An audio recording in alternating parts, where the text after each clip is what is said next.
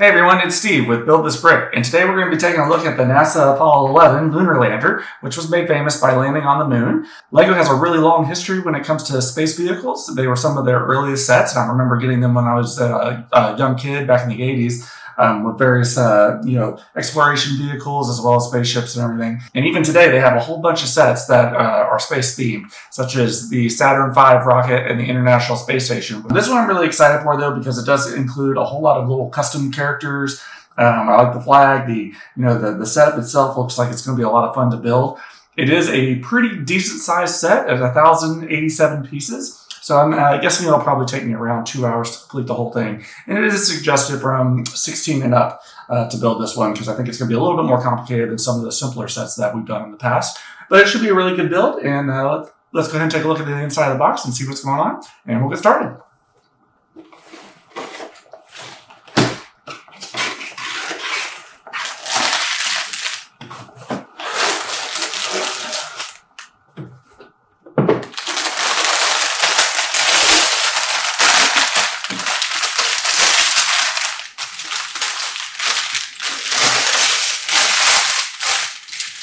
All right, the bags are pretty straightforward.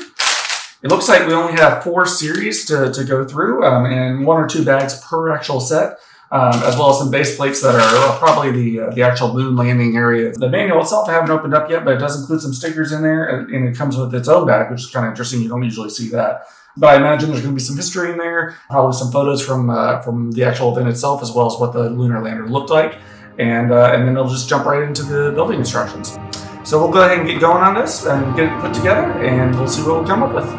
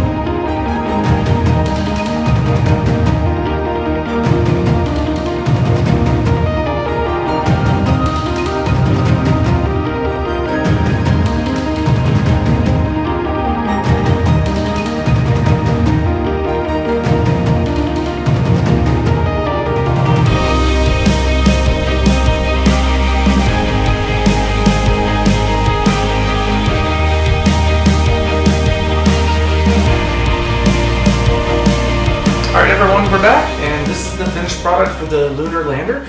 Overall, this is one of my actual favorite pieces to build so far through this video log. It's a very technical piece. There are a lot of very small, intricate pieces that go together in unique forms, but the finished product is just really amazing to look at overall, and I think it was really justified by being put in the creator expert category.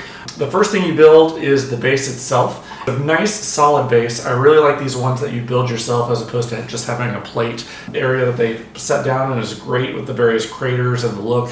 So I'm really, really proud with how that came out. The flag is a sticker, which is kind of unique because if you wanted to enact how the flag is probably like they're up there right now, you could just leave it blank because the solar bleach would have gotten rid of the coloring, unfortunately. But that's kind of a funny little touch that I don't think they really thought about when they made it. Each of the spacemen is a very unique setup. It's not like the past spacemen that they've had where they just have the oxygen tanks in the back. This is much more realistic to what you would find in real life.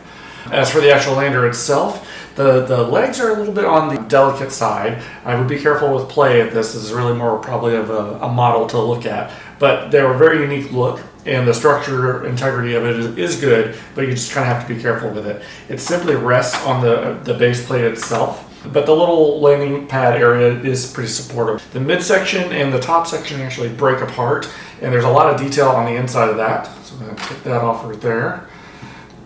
And once you get on the inside, let's head over there too.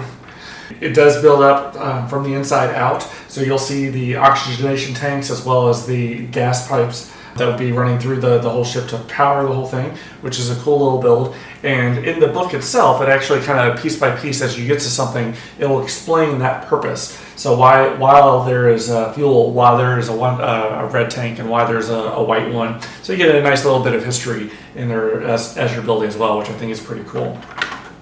The top portion is probably where the most unique pieces come in. So you get some really crazy builds, some of which are even upside down, but it does really kind of complete the look. It separates into two more sections for easy access to get the spacemen inside, and there are detailed stickers that go throughout, so you have all the controls and everything that you would expect to see. And it does snap into place fairly easily. Upside down. There we go. And there are even doors for the spacemen to crawl in and outside of. The book itself is pretty cool. The first 40 pages are dedicated to the history, and it is split up between a couple different languages, so you can expect about 10 pages each for each language. But it does go into depth about getting into the space race and wanting to land on the moon and pushing farther. So that's a nice little history for the set as well to go through to kind of give you a little bit of background on it. And the build itself, you're going to find a whole lot of grays, but I really do like the metallic gold. They feel like a real quality piece. The paint actually feels like a little bit higher quality than some Legos that you've seen in the past. So it just really gives this piece a really nice finished texture to it. And overall, you'll get a lot of unique and small pieces to go along with it. Fantastic set. Again, I'd definitely rank this as one of my favorites. If you enjoy this video, let me know in the comments, and feel free to give it a like, subscribe, and a share. And we look forward to working with you guys next time. Leave me a comment if you like below on what you'd like to see in the future. And until then, happy building, and we'll catch you next time. Thanks.